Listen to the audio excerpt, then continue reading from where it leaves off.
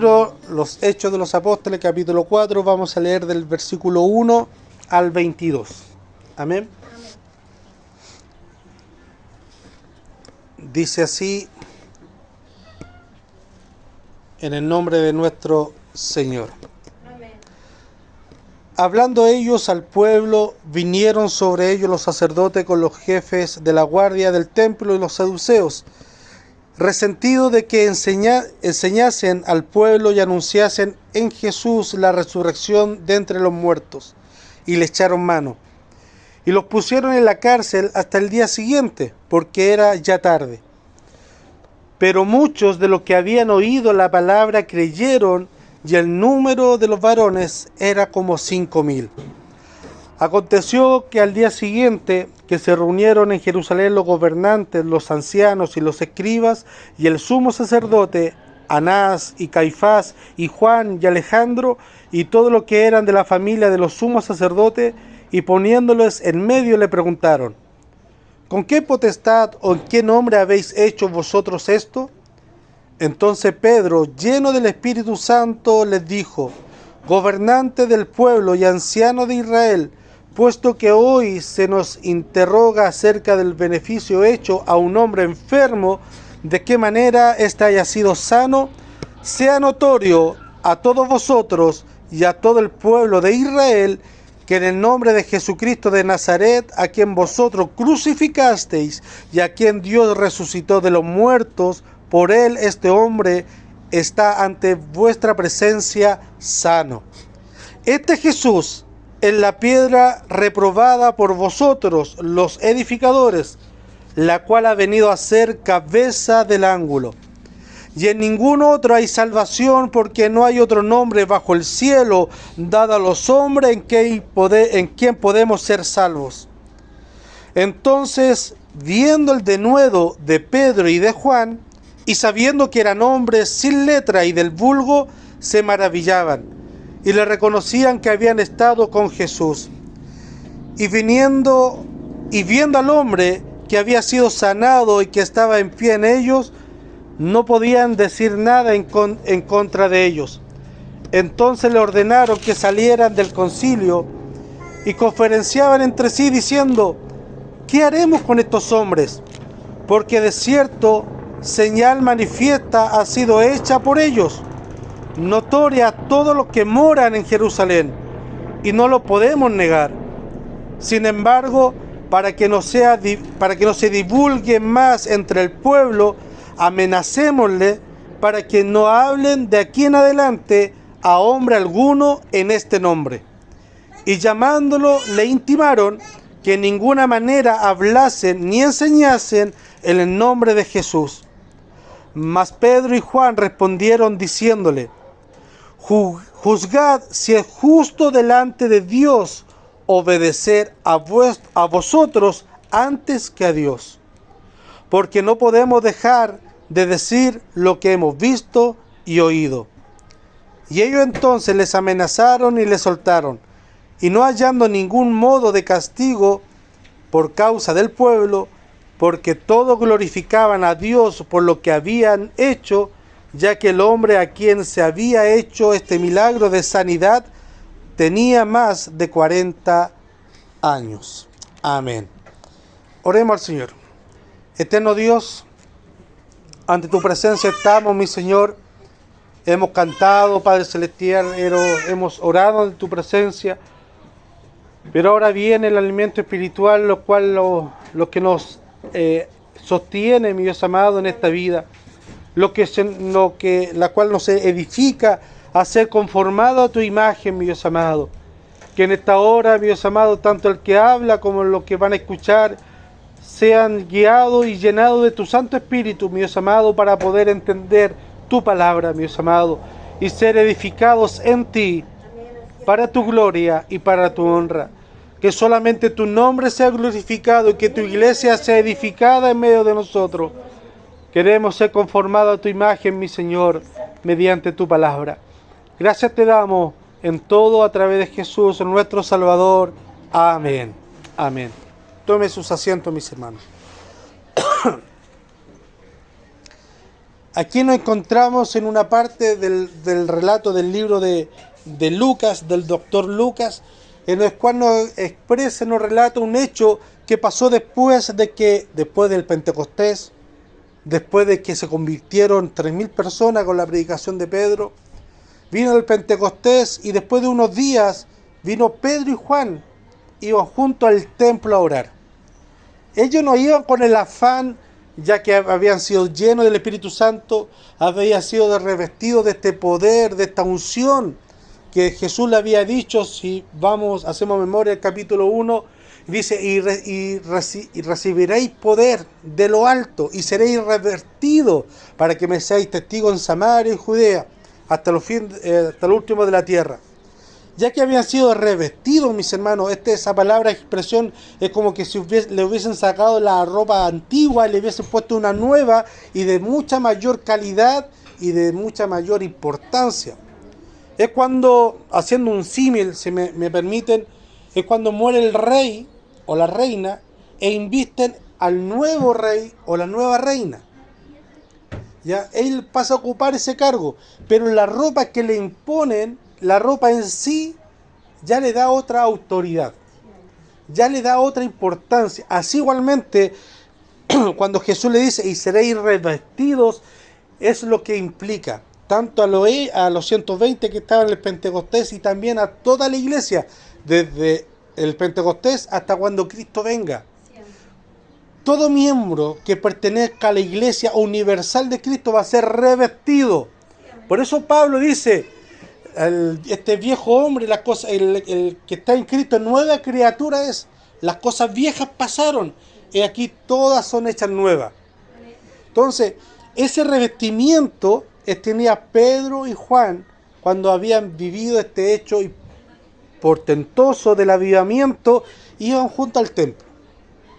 Pero no tenían en su mente de hacer milagro. Ellos no iban a sanar al cojo que estaba en el templo. Ellos no iban a ver si alguien necesitaba hacer milagro. Ellos iban a orar al templo. Y mientras ellos iban, había alguien que necesitaba de la bondad de Dios, de la misericordia de Dios expresada a través de sus discípulos. Y ahí fue donde Pedro y Juan hace este gran milagro y dice, míranos, unidad, comunión. Si leemos anteriormente, nos relata la vida de los primeros cristianos. Estaban juntos, estaban unánimes, todos daban las cosas en comunión. No había necesidad porque el que tenía daba a la iglesia para que los discípulos repartieran a aquel que necesitaba. Comunión, unidad, eso es lo que hace el Espíritu Santo. El Espíritu Santo cuando Jesús nos perdona y nos reviste de su Santo Espíritu, nosotros no podemos ser cristianos solitarios, o llaneros solitarios, o agentes 007, que pasemos como incógnitos. Hay necesidad de poder congregarnos, de ser visiblemente, públicamente nuestra fe frente a otros. Por eso está el bautismo, porque el bautismo es la demostración pública, externa, de lo que ya pasó en nosotros. Internamente, de ese cambio que Dios hizo en nosotros, en nuestra vida, en nuestra esencia, interiormente, que cambia nuestro pensamiento, cambia nuestras prioridades, cambia nuestro lamento, como dice el salmista, por gozo, cambia nuestras lágrimas de amargura por lágrimas de alegría. Ese cambio interior se evidencia exteriormente a través del bautismo. Así igualmente el Espíritu Santo, lo que hay en nosotros nos lleva a ser públicamente en unidad hacia el cuerpo. No podemos estar solos porque nos inquieta. El Espíritu Santo nos mueve en nosotros de esa inquietud de poder congregarnos. Y estaban todos juntos, así mismo Pedro y Juan iban juntos al templo a orar. Mientras hacen este milagro, le dan la bendición que a un hombre que era desechado por la sociedad, que no podía entrar al templo por su condición, puede entrar al templo a adorar a Dios. Un hombre que ya Lucas nos da el dato que tenía 40 años.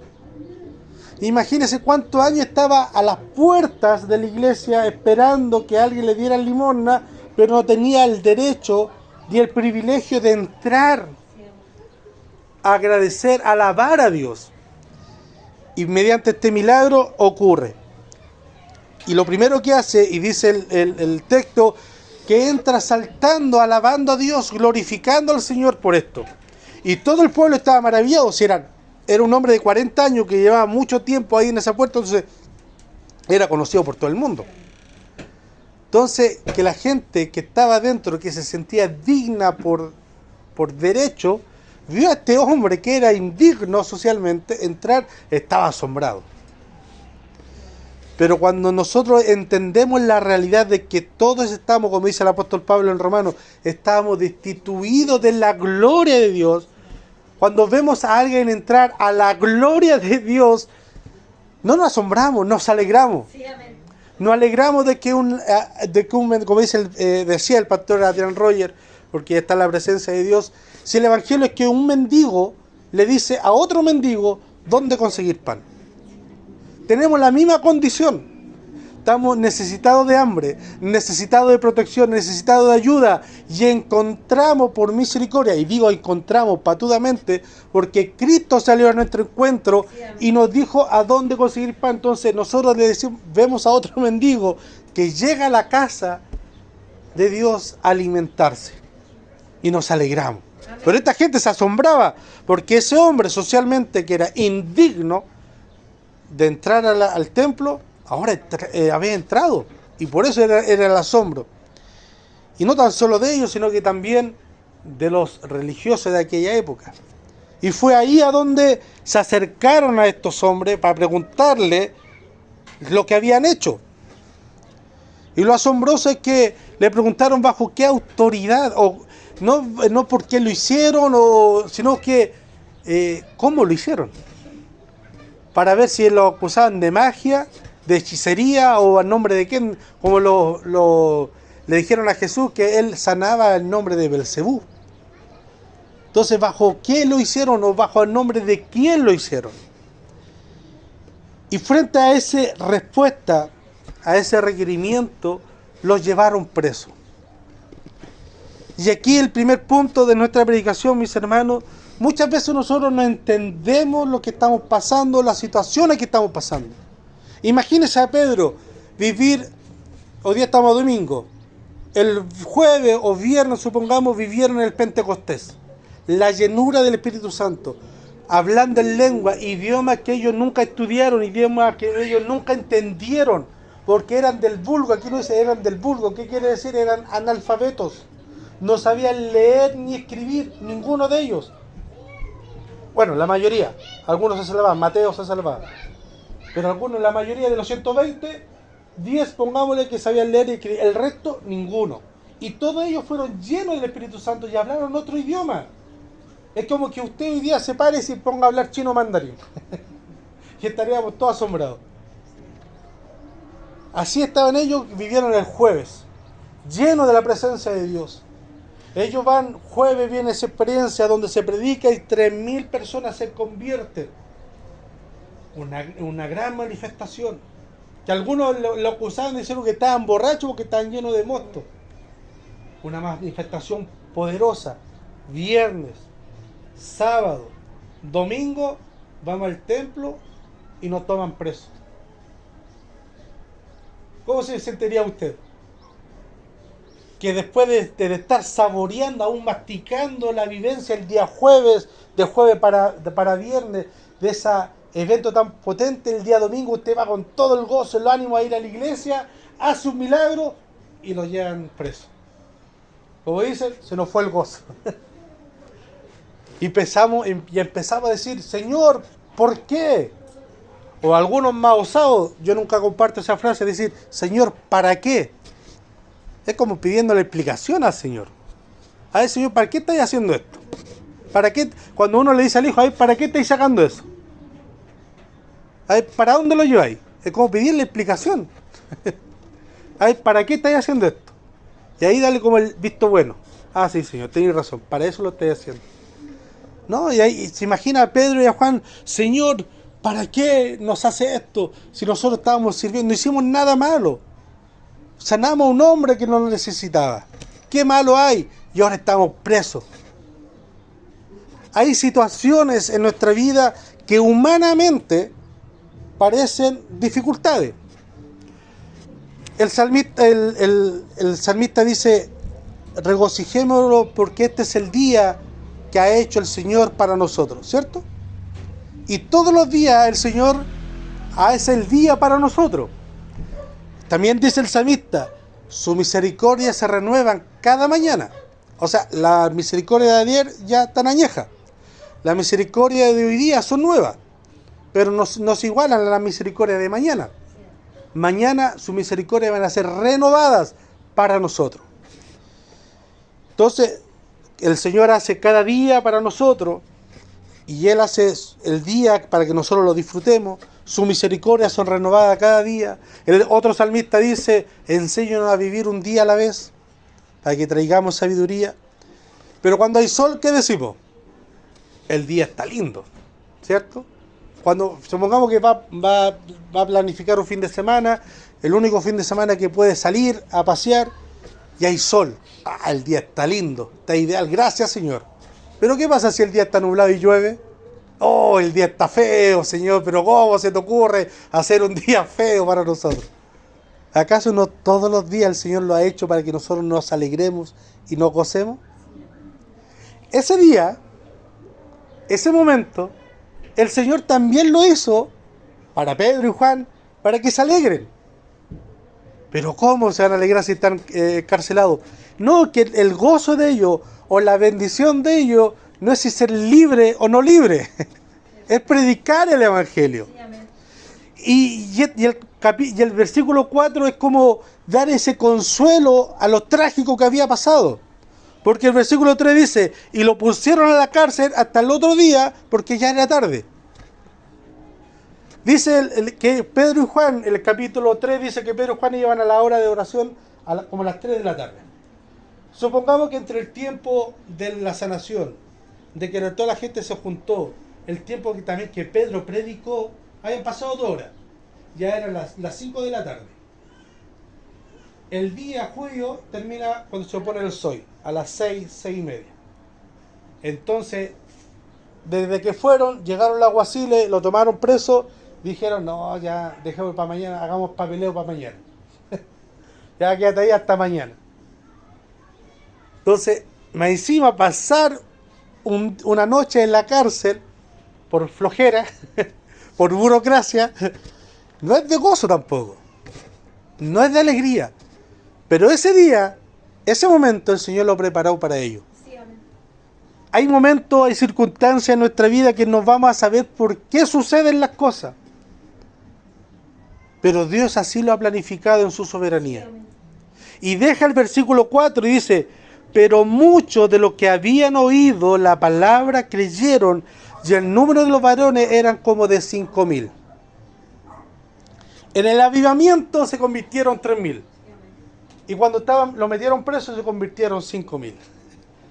Dios hace como Él quiere. Amén. Para su gloria, para su honra. Nosotros somos vasos de barro. Hay momentos que nosotros nos vamos a entender por qué nos pasa esto.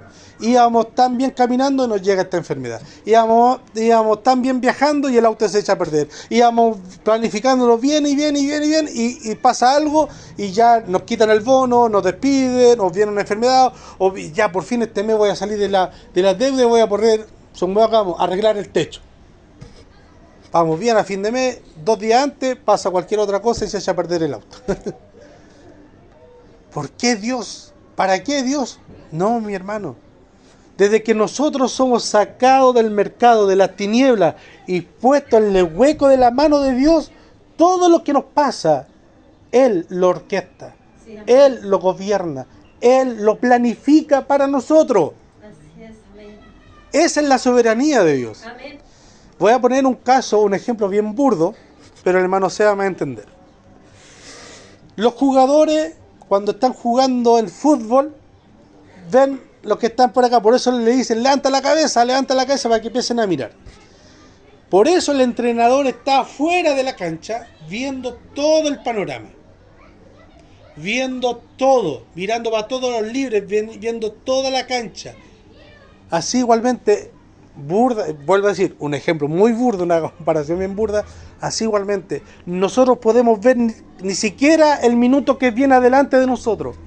Pero Dios, como está fuera del tiempo, está fuera del cosmos, porque Él es eterno, ve todo el panorama.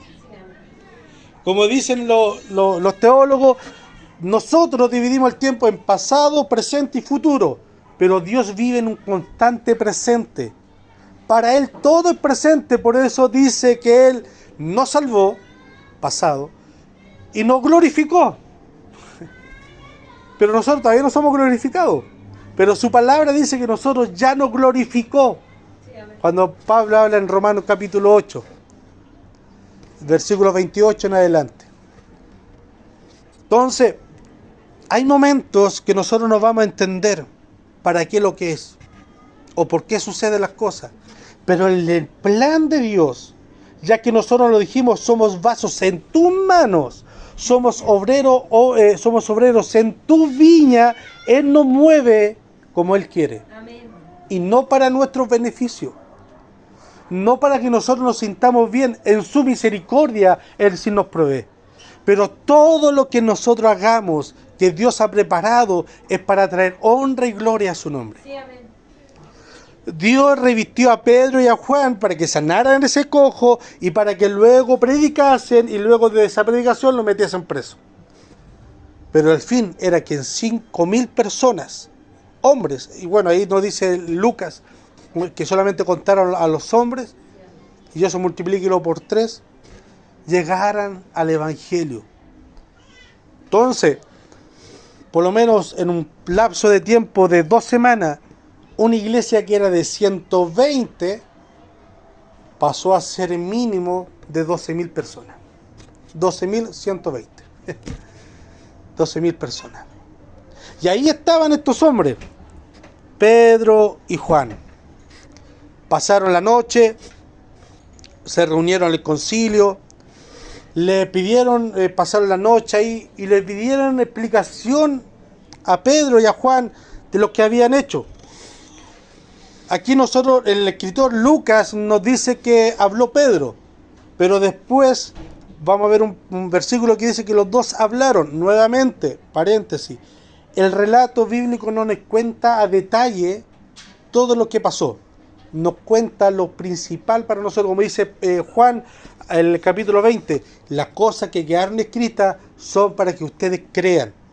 ¿Sí? Jesús hizo muchos milagros, habló muchas otras parábolas, habló otras enseñanzas, muchas otras cosas más, pero las que están aquí registradas es para que nosotros creamos. Así igualmente en el libro de Hechos, habló Juan, habló Pedro, pero el escritor Lucas nos deja registrado lo que habla aquí el apóstol Pedro. Y nosotros podemos ver una secuencia lógica de la predicación de Pedro. Mire, veamos el versículo 9, dice: puesto que hoy se nos interroga acerca del beneficio hecho a un hombre enfermo, de qué manera éste haya sido sano, sea notorio a vosotros y a todo el pueblo de Israel. Aquí la palabra sano viene del griego sofo, que quiere decir sano físicamente y también sano espiritualmente. O sea, el beneficio que recibió este hombre no solamente fue de entrar al templo y saltar. Uno puede decir, no, que saltó de alegría, obviamente, si fue sano. Después de tantos años de enfermo, paralítico, que se levante, se le afirme su tobillo, obviamente cualquier persona va a saltar. Pero no solamente le saltaba porque fue sano físicamente, sino que también recibió la salvación. Fue liberado del peso del pecado y de la enfermedad el mismo día, en el mismo instante. Esto quiere decir la palabra sano, en lo que aquí habla Pedro. Entonces, lo que le está diciendo Pedro al Sanedrín que estaba ahí al frente, que este hombre no solamente recibió la sanidad física a través del nombre de Jesús, sino que también al nombre de Jesús recibió la salvación. Y yo creo que cuando Pedro pronunció eso, al Sanedrín se le vino la siguiente escena a la memoria. Cuando Jesús estaba en una casa al medio, hablando con mucha gente, de afuera vinieron unos amigos a traer un paralítico. Viendo que estaba lleno, ¿qué es lo que hicieron? lo subieron por el techo y lo bajaron. ¿Y Jesús qué le dijo? Toma tu lecho y anda. Al ver la fe de ellos, toma tu lecho y anda. Y los otros empezaron a murmurar, y bueno, ¿y quién es este para sanar? ¿Ah? ¿Quién es este?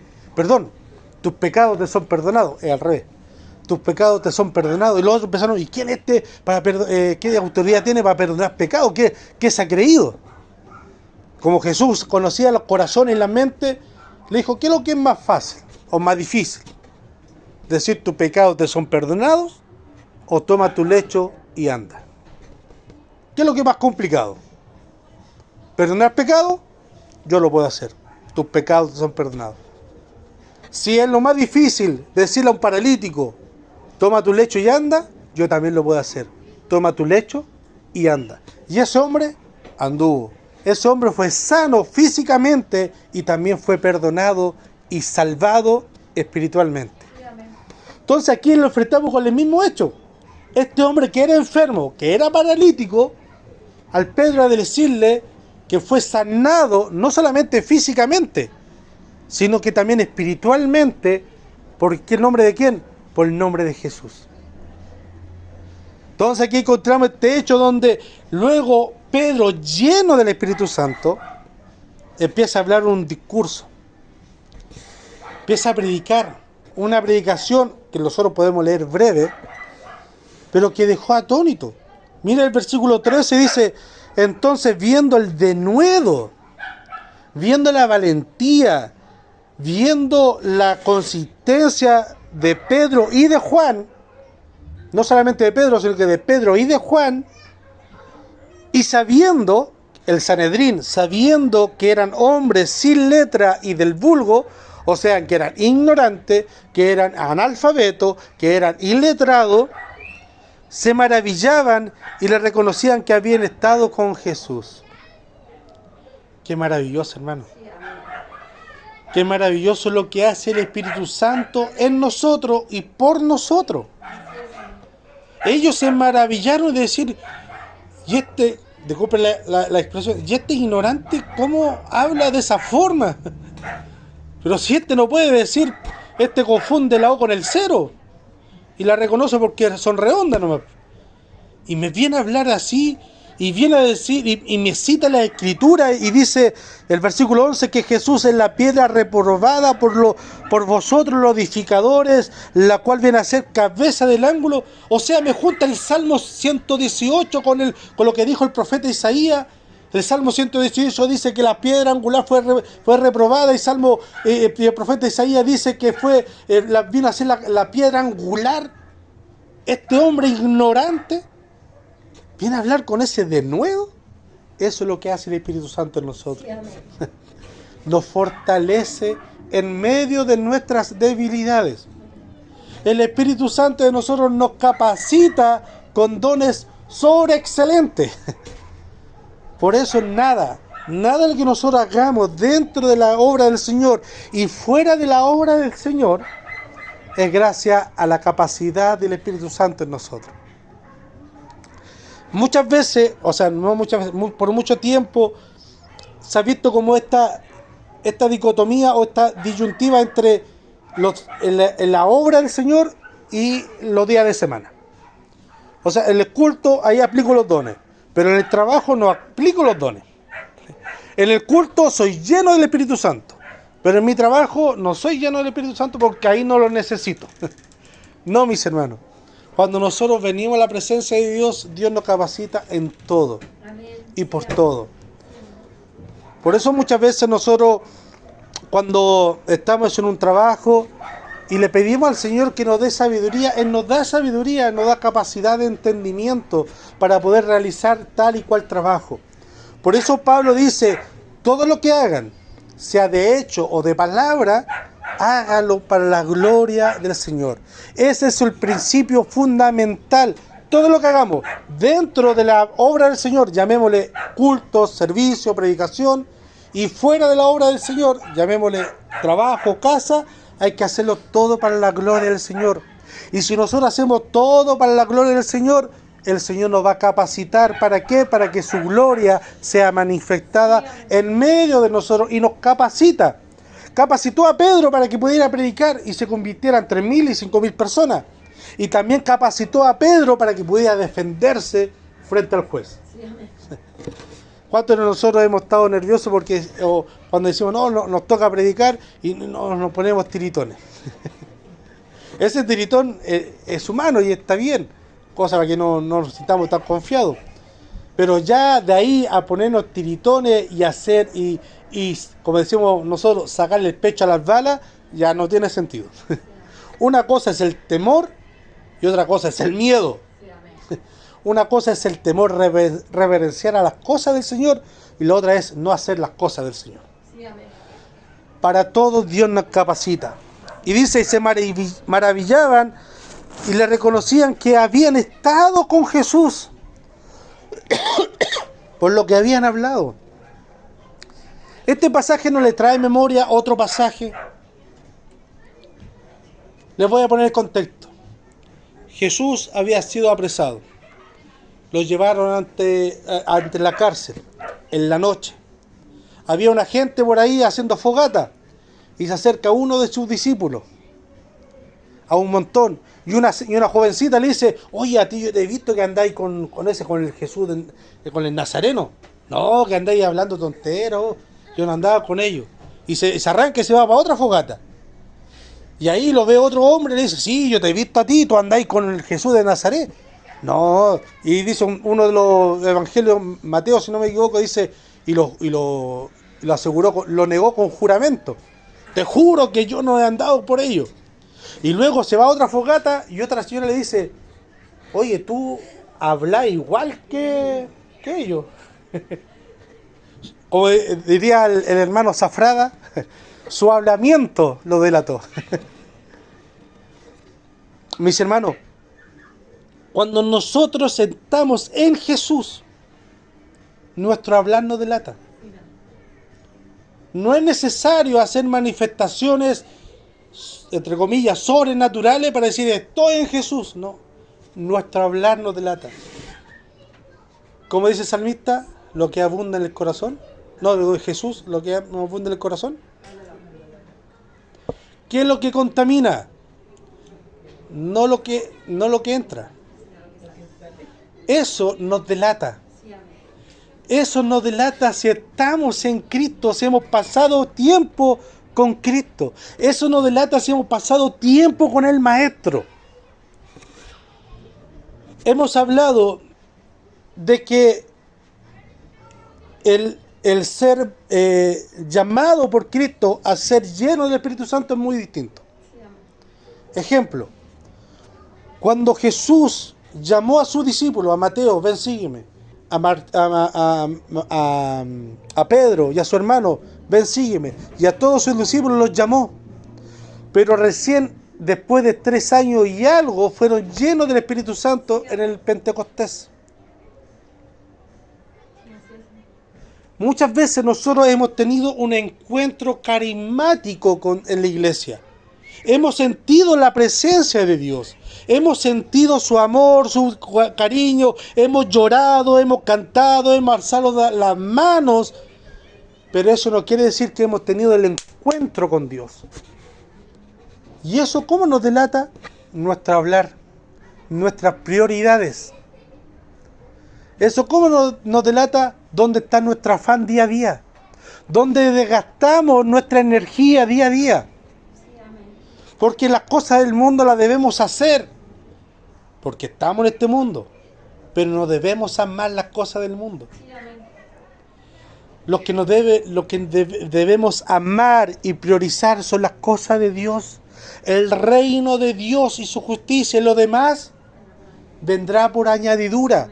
Y eso, todo lo demás es añadido, no es algo básico, fundamental.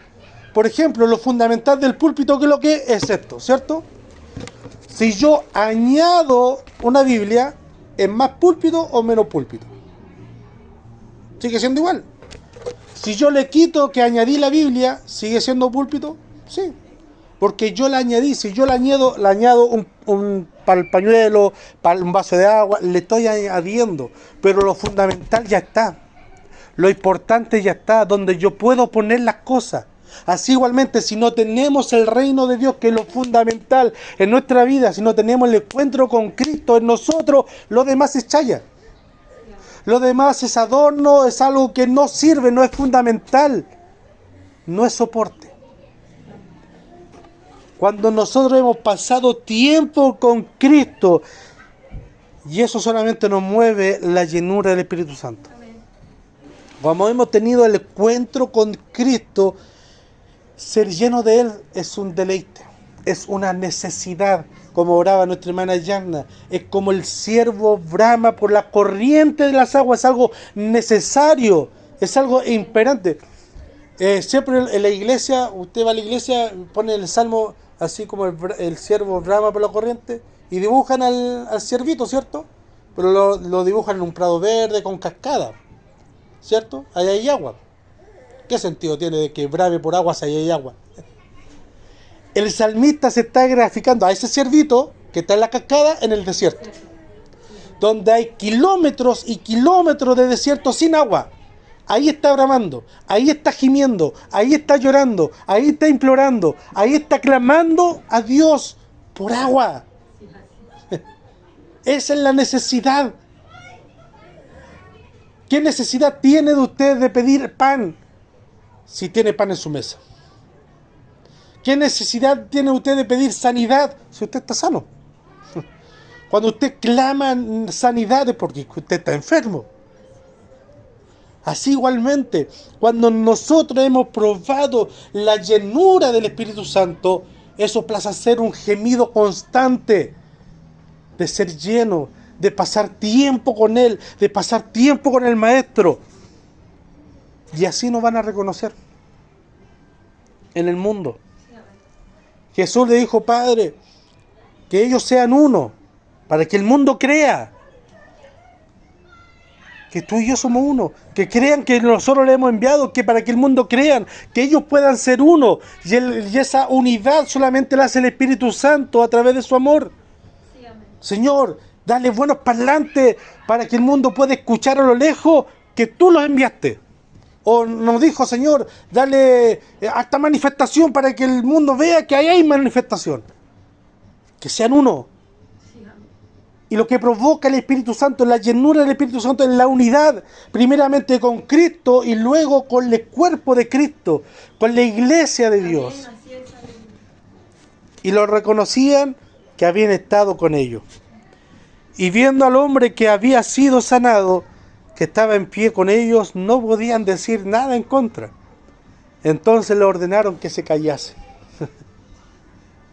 Hermano, aquí aquí hay un pasaje que se mal ocupa en nuestro querido movimiento pentecostal, cuando dice, es preferible hacerle caso a Dios que a los hombres, ¿cierto? Pero aquí en este caso Pedro lo dice porque le estaban prohibiendo hablar de Cristo. Le estaban prohibiendo hablar de Cristo y del mensaje de salvación.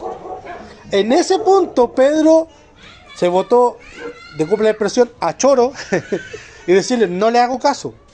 Pero Pedro y en otras cartas y también Juan nos habla a la obediencia a los superiores. Pero en este caso cuando va en contra de nuestra fe, cuando va en contra de nuestro mandato de ser testigos. Porque recuerde cuando vimos el capítulo 1, que dijo Jesús que nosotros seríamos testigos. Y un testigo que no testifica, no sirve de nada. Entonces aquí le están diciendo a ellos, a Pedro y a Juan, que son testigos llamados por Cristo a ser testigos, de que no testifiquen. Entonces, por ende, Pedro y Juan dijeron, no. Y es más, le dijeron, juzguen ustedes si es correcto. O sea, hacerle caso a los hombres o a Dios, juzguen ustedes. O sea, la propia ley que ustedes tratan de aplicar no la están aplicando. Porque no podemos dejar de decir lo que hemos visto y oído. Hermano, por mucho tiempo, usted no es de Chile, ¿cierto? Usted no es de Chile. ¿Cuánto tiempo lleva acá? 6 años. ¿Ha oído hablar del avivamiento pentecostal en 1909? Aquí en Chile. ¿No? Ya. Le voy a hacer un resumen bien rápido, ¿ya? En 1909 hubo un avivamiento aquí en Chile muy potente, donde hubieron manifestaciones, sanidades, milagros. Eso se extendió por lo menos por un año. Pero eso fue la manifestación en 1909. Esto empezó en 1902, donde un grupo en una iglesia se juntaron a orar para poder vivir el avivamiento, ¿ya? Empezaron a orar todos los días por 7 años. Y ahí el Señor en 1909, en septiembre, Dios derrama el avivamiento y se propagó por todo Chile, donde había manifestaciones. Usted puede googlearlo ahí, va a salir la historia. Y han habido hermanos, abuelos, o hermanos más antiguos, que vivieron parte de ese avivamiento, donde en la iglesia habían sanidades. Yo recuerdo cuando chico, por ahí por Santa Rosa, había un hermano que a un tiempo el piso era de tierra, la construcción era casi igual, pero había una lona de techo.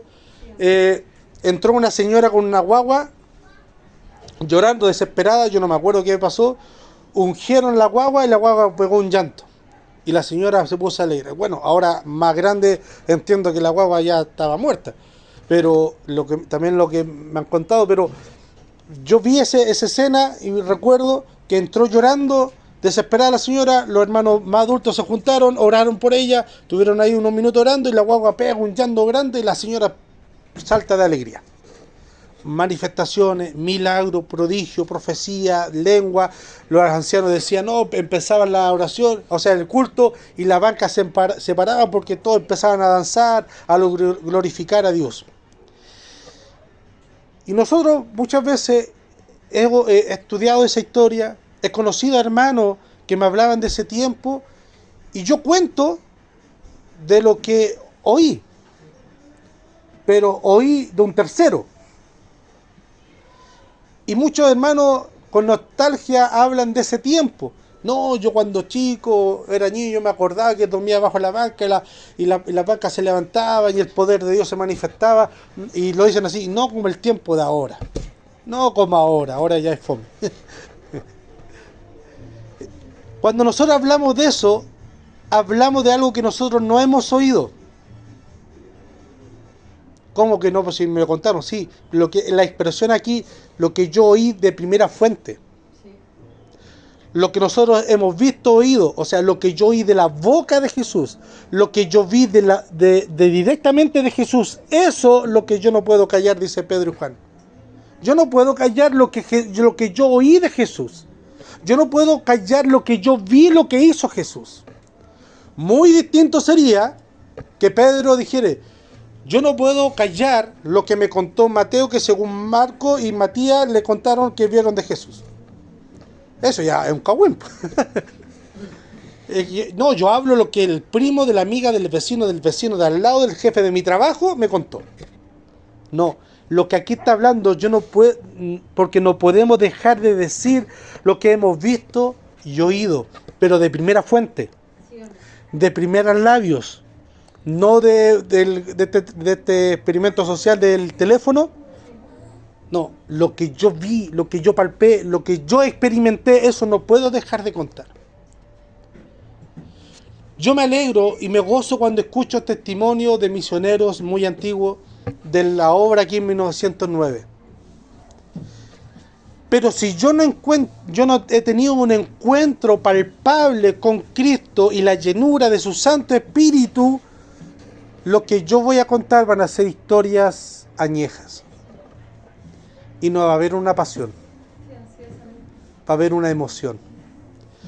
Pero si yo tengo palpado, calcinado en mi ser, lo que Dios hizo en mi vida, lo que en mí me transformó, lo que en mí cambió como era antes, como soy ahora, lo que en mí sanó, eso yo lo voy a contar con pasión. Sí, amén.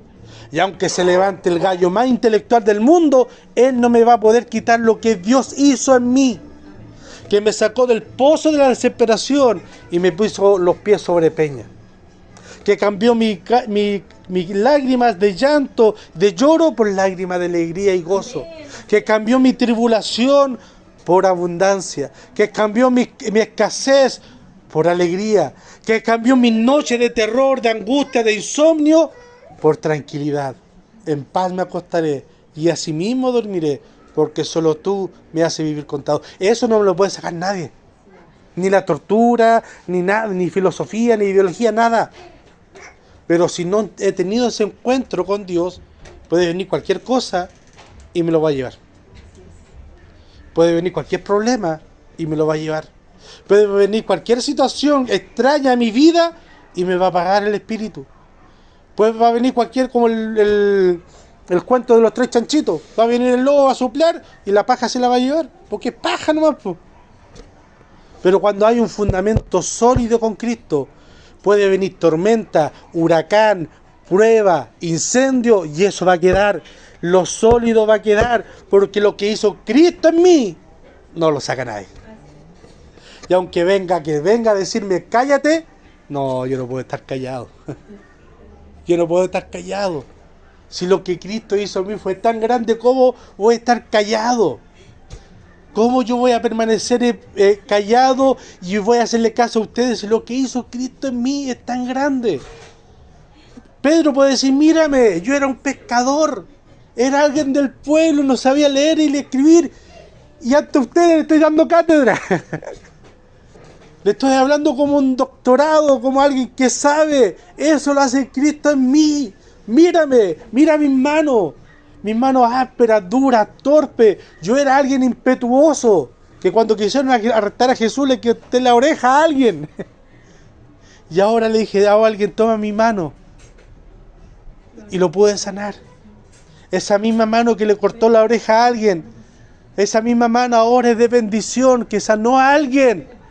Y lo salvó, lo llevó a la salvación. Porque lo que no podemos dejar de decir, lo que hemos visto y oído. Solamente si hemos tenido un encuentro, mis hermanos. Y ora al Señor, mis hermanos, que cada uno de nosotros, nuestra vasija, nuestra copa sea llenada y rebosada por su Santo Espíritu.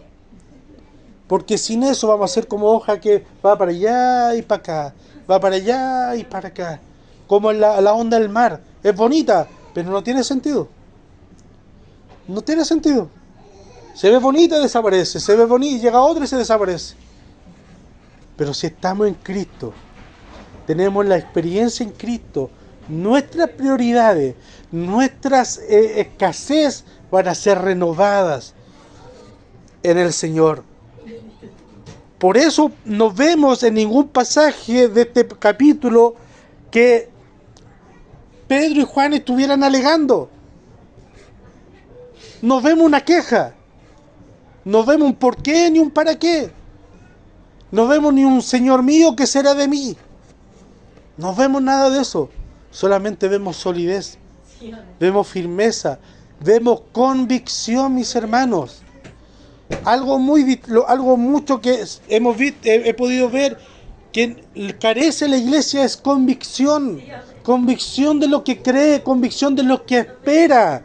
Convicción, yo creo en un Cristo resucitado, creo en el Espíritu Santo, creo en la comunión de los santos, creo que aquí está Dios, esa es mi convicción, creo en todo eso. Pero muchas veces, si no hay un coro, si no hay esto, no hay lo otro, entonces no, aquí no está Dios. Eso es emoción, no es convicción. Y Pedro y Juan lo que tenían era convicción. A pesar de todo, convicción. A pesar de 2 días atrás de estar en la gloria, en la presencia de Dios, pasaron 2 días, estaban en la cárcel. Predicando, no porque eran condenas atrasadas, no porque les saltó una condena del pasado, no. Predicando por causa de Cristo. Predicando a causa de Cristo. Fueron encarcelados. Versículo 21. Ellos entonces le amenazaron y le soltaron, no hallando ningún modo de castigarle, por causa del pueblo, porque todos glorificaban a Dios por lo que se había hecho, ya que el hombre a quien se le había hecho este milagro de sanidad tenía más de 40 años. Hermoso, hermano. ¿Se imagina usted llevar 40 años en una situación de aflicción, de tormento. Ya a los 40 años uno está resignado ya. No, ya no lo logré ya. Pongámosle, no, ya no logré la casa propia. No, ya no logré lo que es, no, con esto me conformo. Peor es nada. Peor es masticar laucha ya, si total, si igual tengo para comer. 40 años ya está resignado el hombre. No, si ya, esto es lo que me tocó, no. Y de repente a sus 40 años se ve como un cabro chico, lleno de vida, lleno de sueño, lleno de expectativa, saltando adentro del templo como un becerro en la manada, y que todo el pueblo los vea, no con desprecio, sino con admiración. No alguien como invisible sentado afuera del templo, sino como alguien al cual Dios lo miró con favor. Recuerden, el pensamiento antiguo, si alguien nacía ciego, era porque él o sus padres habían pecado y era castigo de Dios. Pero si Dios a alguien sanaba, era porque el favor de Dios estaba con él, ¿cierto? Entonces ese hombre a sus 40 años, resignado, que toda su vida iba a estar ahí, despreciado, invisible por la sociedad, menospreciado por todos los seres importantes y menospreciado por Dios, según la sociedad, castigado por Dios, ahora tenía el favor de Dios y entraba al templo. 40 años, mis hermanos. Hay una frase que dice: Dios nunca llega tarde. No, una alabanza. Bendito Dios tarda, pero no olvida. En nuestro tiempo, en nuestra cronología, Dios tarda. Pero en el tiempo de Dios, Él nunca tarda. Él siempre llega justo. Llega en el momento preciso. Él nunca tarda. Nosotros somos los impacientes. Nosotros somos los que nos afecta el tiempo. No, que ya es tarde. No, que ahora ya empieza la teleserie. No, que ya es la hora de 11. El almuerzo, que aquí, para allá. Eso nos afecta a nosotros. Pero Dios siempre llega a tiempo. Y a los 40 años, para este hombre, era el tiempo preciso de Dios para él. ¿No es hermoso, hermano? ¿No es hermoso tener esta esperanza bendita de que Dios siempre llega a tiempo? A Abraham le hizo una promesa a los 70 años y eso lo cumplió 30 años después. ¿Se tardó? No, llegó a tiempo.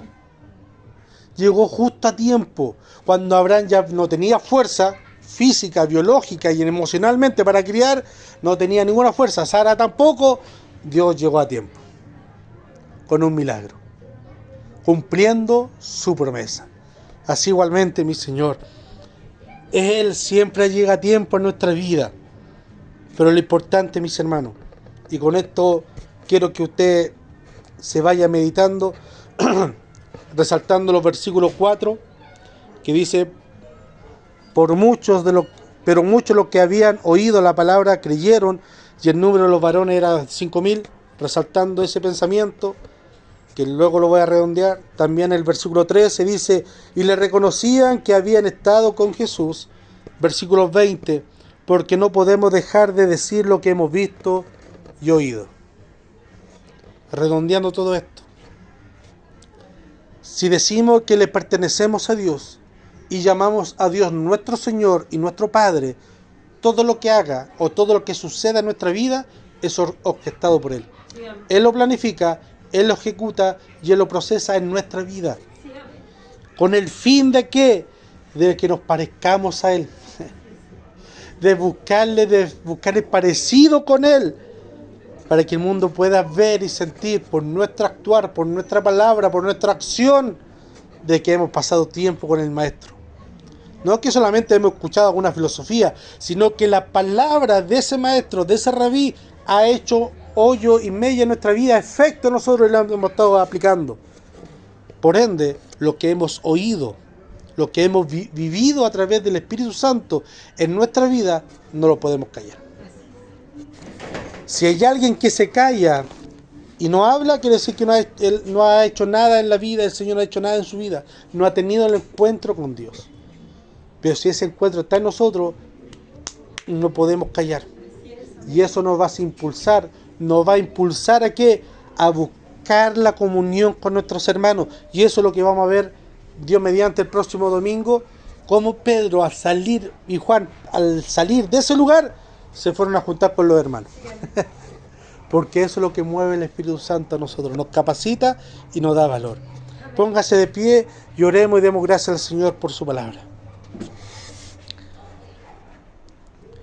Eterno y soberano Padre Celestial, gracias te damos, mi Señor, porque eres bueno. Porque humanamente, Padre Celestial, no podríamos. Si nos miramos a nosotros, nos deprimimos. Si miramos a nuestro alrededor, Padre Celestial, nos vamos a decepcionar. Pero si miramos a ti, Padre Celestial, vamos a tener fuerza y nueva fuerza cada día. Si te miramos a ti, mi Dios amado, vamos a estar seguros del porvenir. Si te miramos a ti, Padre Celestial, vamos a estar seguros de lo que vendrá el día de mañana. Mi Dios amado, ayúdanos, Padre Celestial, a buscar de ti, a ser lleno de tu presencia, mi Dios amado, por amor y misericordia. Que tu Santo Espíritu sea obrando en nosotros, en nuestra vida, mi Dios amado. Ayúdanos, Padre Celestial, a tener ese espíritu, mi Dios amado, de arrepentimiento genuino, mi Dios amado, donde podamos arrepentirnos genuinamente y entregarnos a ti de corazón y de hecho, mi Dios amado. Que nuestras acciones hablen de que te amamos, que nuestra palabra digan que tú eres nuestro Maestro, que nuestros pensamientos digan de que tú eres nuestro ser y que por ti vivimos y morimos, mi Dios amado. Que todo nuestro ser pueda hablar que te pertenecemos a ti, mi Dios amado. Que tanto nuestra palabra, nuestros hechos, nuestra conducta, nuestro actuar puedan demostrar y decir con voz en cuello quién es nuestro amo y quién es nuestro Señor y a quién le pertenecemos. Que tu Santo Espíritu sea tomando dominio de nosotros, mi Dios amado, en cuerpo, alma, en espíritu, en acción, mi Dios amado, en todo, Padre Celestial, seamos llenos de tu Santo Espíritu, mi Dios amado. Y si a lo mejor, mi Dios amado, nuestro Pablo está humeando, nuestro chochón se está apagando, mi Dios amado, Padre, mi Dios amado, si o alguno de nosotros no hemos tenido ese encuentro genuino contigo, mi Dios amado, que esta noche